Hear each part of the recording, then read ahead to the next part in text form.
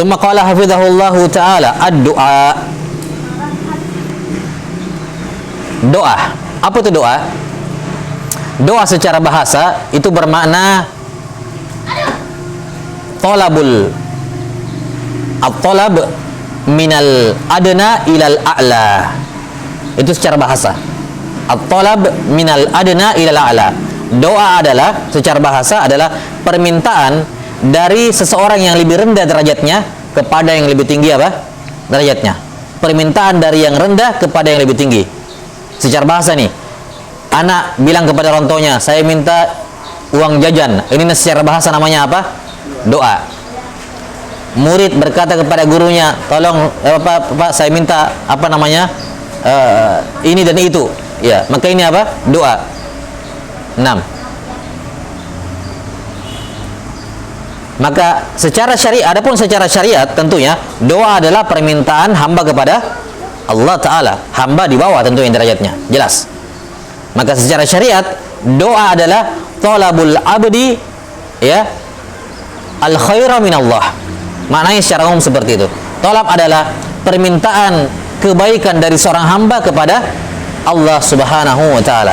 Talabul khairi minal abdi ila Allah. Permintaan kebaikan dari seorang hamba kepada Allah. Kebaikan di sini baik yang bersifat murni kebaikan ataukah yang sifatnya menghindar dari keburukan. Karena menghindar dari keburukan itu masuk dalam kategori apa? Kebaikan. Maka kata kebaikan di sini umum. Ingin mendapatkan manfaat atau terhindar dari mudarat. Doa adalah permintaan kebaikan dari seorang hamba kepada Allah Ta'ala. Ini doa. Baik. Kalau permintaannya dari atas ke bawah, itu bukan namanya doa secara bahasa, tapi namanya amar, perintah. Makanya kalau hamba minta kepada Allah, namanya doa.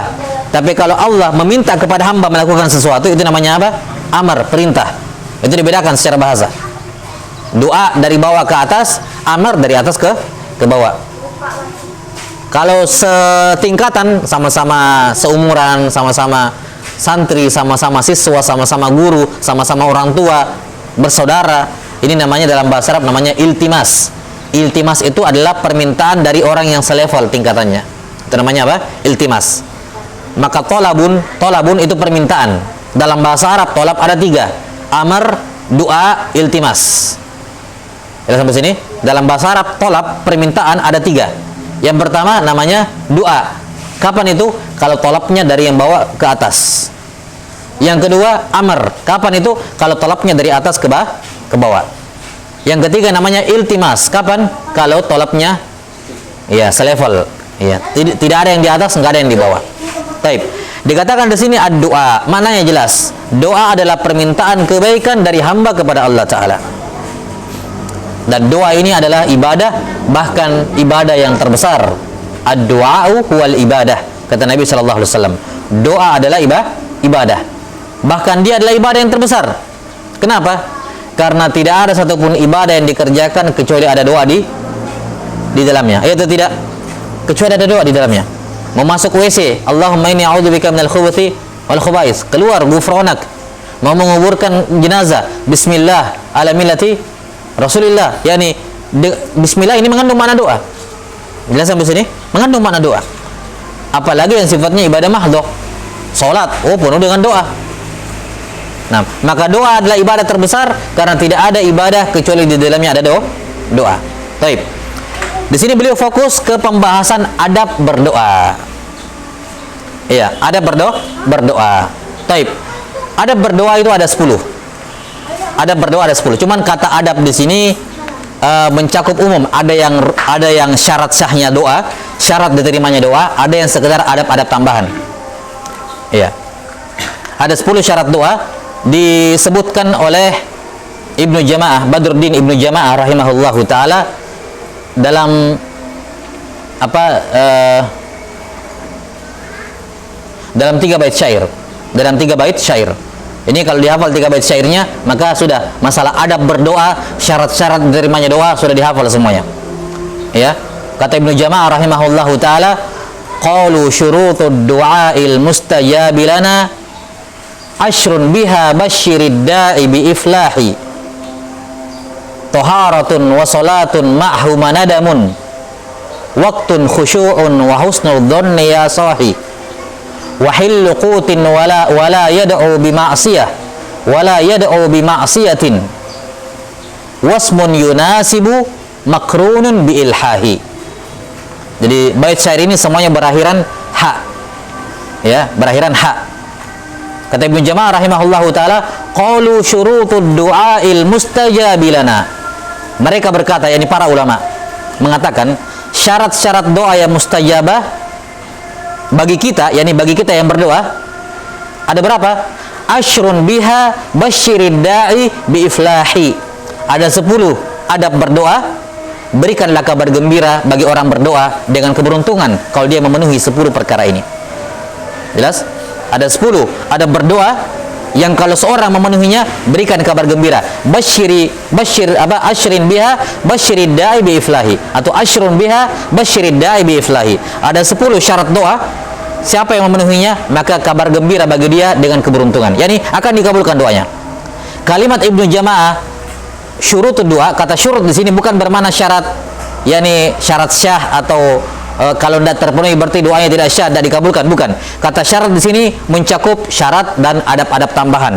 Walaupun bukan wajib, tapi ini semakin banyak adab yang dilakukan, maka peluang peluang doa untuk dikabulkan semakin apa?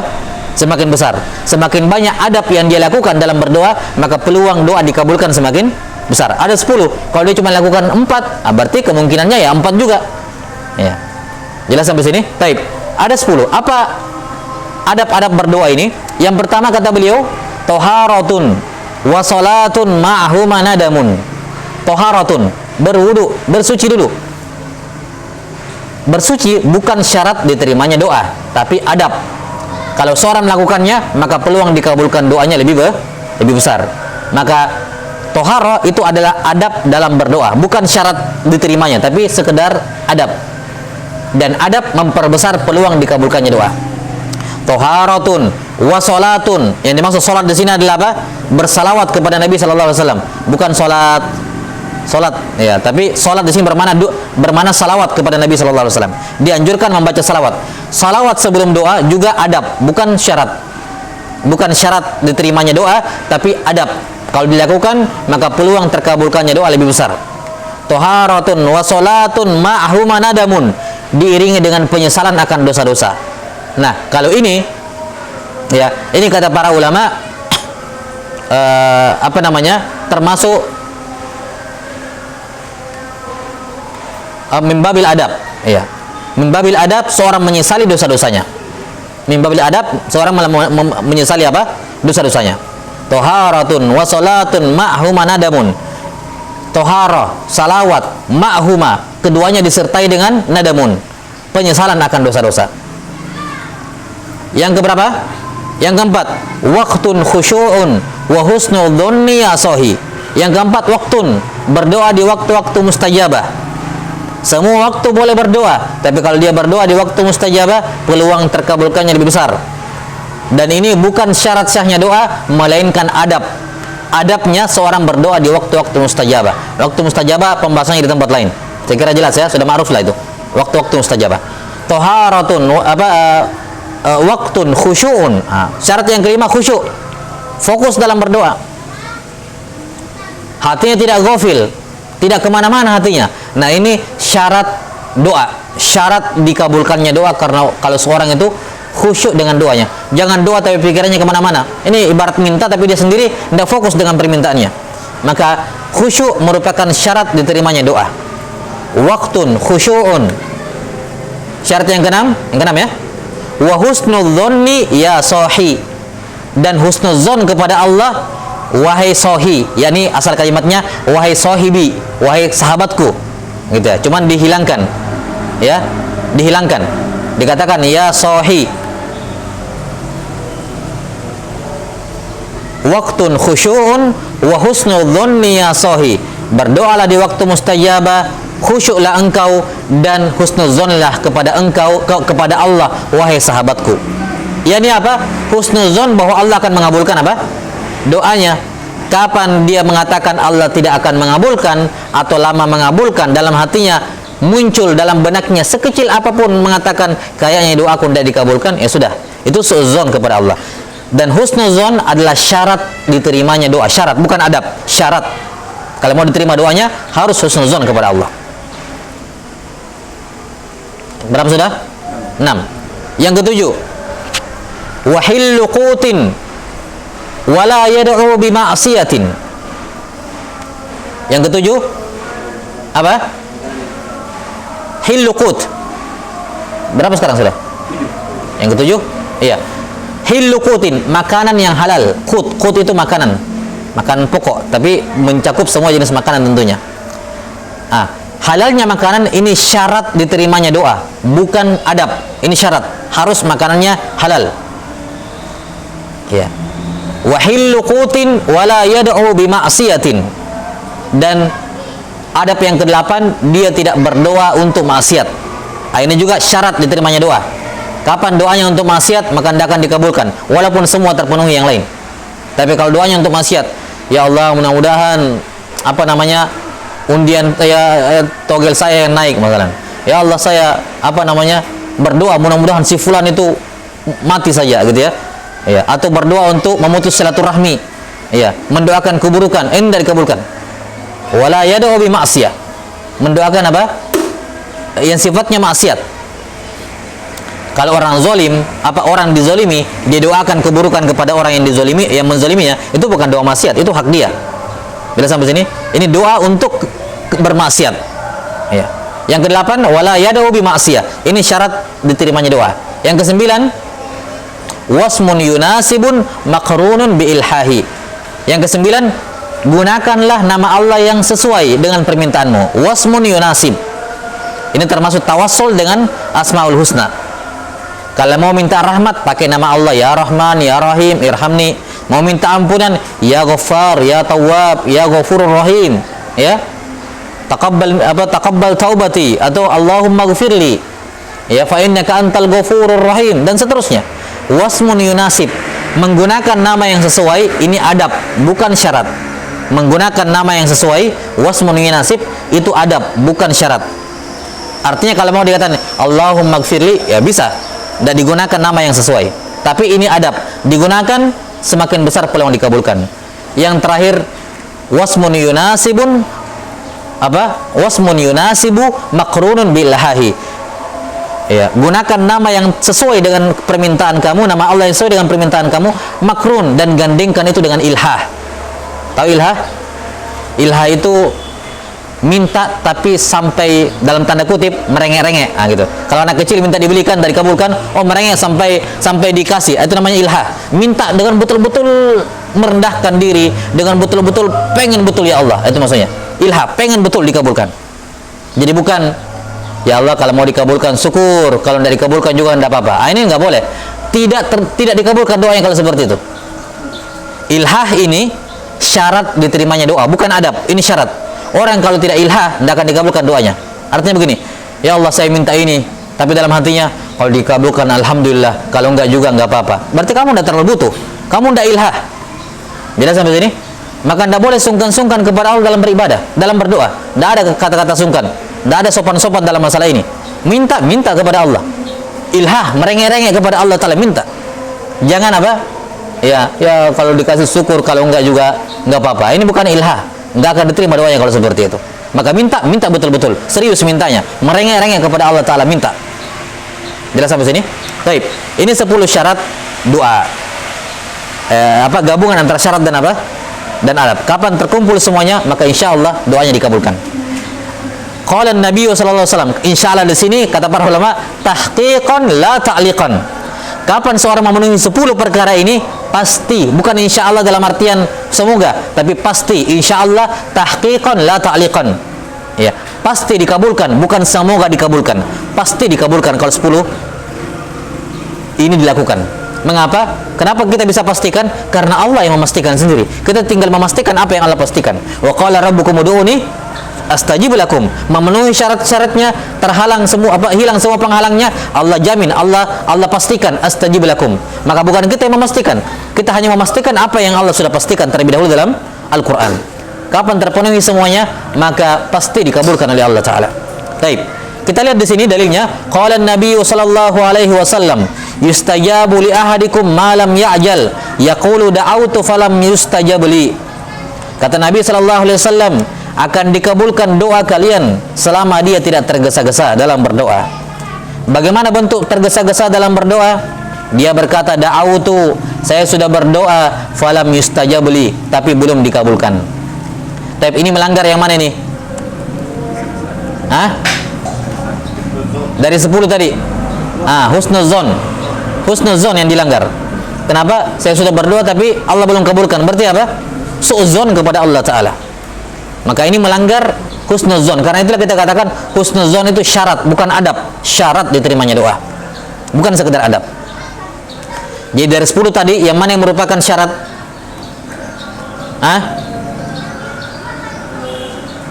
Khusyuk 1, husnuzon 2, makanan yang halal 3, tidak berdoa untuk maksiat 4,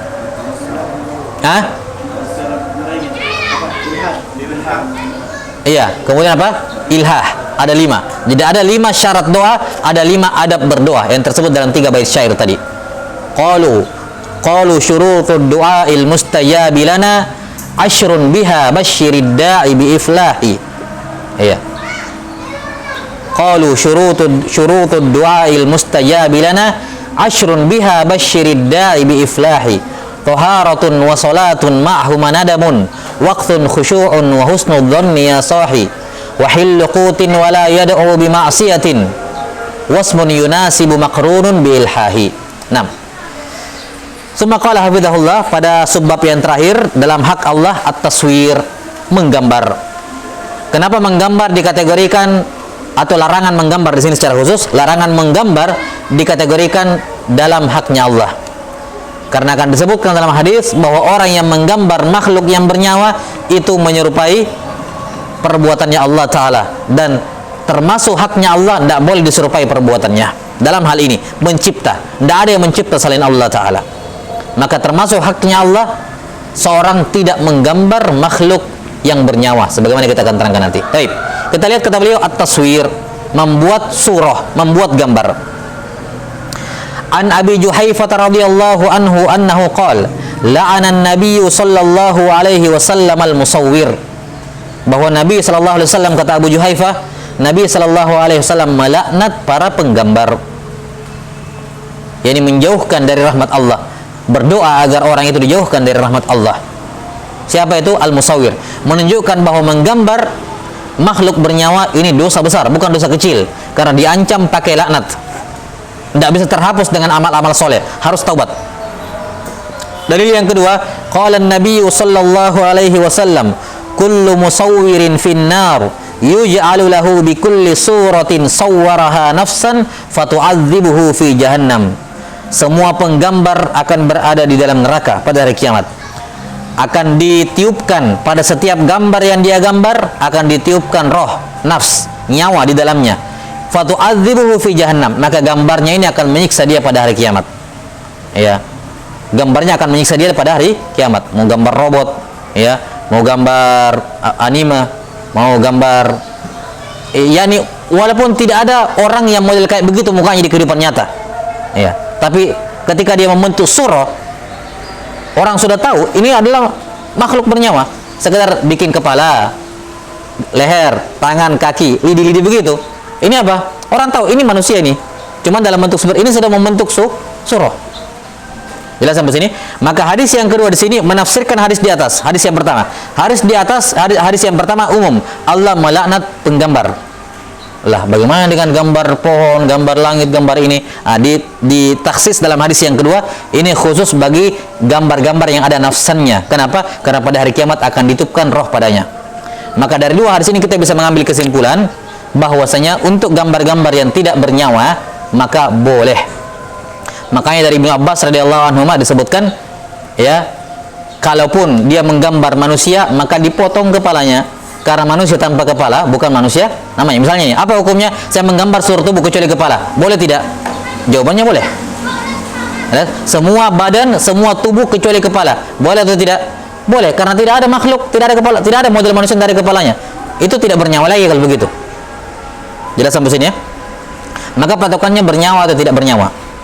Dalam hal ini sama saja, baik itu gambar 2 dimensi atau gambar 3 dimensi, yang penting ada perbuatan. Karena kata sawwara yusawwiru menunjukkan adanya amal di situ. Maka mau pakai 2 dimensi, mau gambar 2 dimensi yang tidak punya ketinggian, atau gambarnya 3 dimensi seperti patung-patung, boneka, ya, balon-balon dan semacamnya, ya, 2 dimensi maupun 3 dimensi. Mau digambar pakai tangan, dengan pensil, dengan spidol, mau digambar pakai mouse, di komputer, di laptop, dimanapun, semua masuk dalam kategori gambar. Intinya adalah ketika dia makhluk bernyawa dan ada usaha untuk membuatnya, ada usaha untuk membuatnya. Tidak peduli dengan apa medianya, di mana medianya, dan bagaimana wujudnya, semuanya sama. Patokannya adalah patokannya adalah bernyawa dan ada usaha di dalamnya. Maka tidak termasuk dalam larangan gambar-gambar yang digambar dengan usaha namun tidak bernyawa. Semisal pohon, ya, dan seterusnya dari benda-benda mati, Ya. Jelas ya? Ataukah dia mungkin bernyawa tapi tidak pakai usaha, sekedar menangkap gambar seperti kamera. Ini kamera tidak pakai usaha. Kenapa? Ini kamera persis sama seperti cermin. Kalau kita berdiri di depan cermin atau berdiri di depan air, kita lihat bayangan kita, apakah dikatakan kita menggambar? Ya tidak. Itu cermin, air menangkap bayangan kita karena ada cahaya. Makanya menggambar itu bukan amalan kita, bukan perbuatan kita. Tapi foto itu adalah kegiatan alat itu menangkap gambar. Jadi yang ditangkap bukan kitanya, tapi apanya? Gambarnya. Ya, siapa yang menciptakan itu? Allah Subhanahu wa taala. Ya kan, Allah Subhanahu wa taala.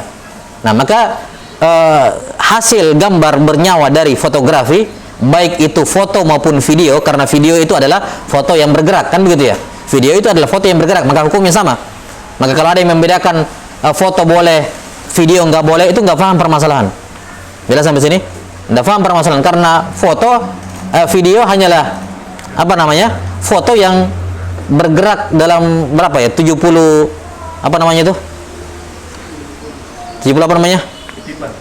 ini apa? Ya bukan.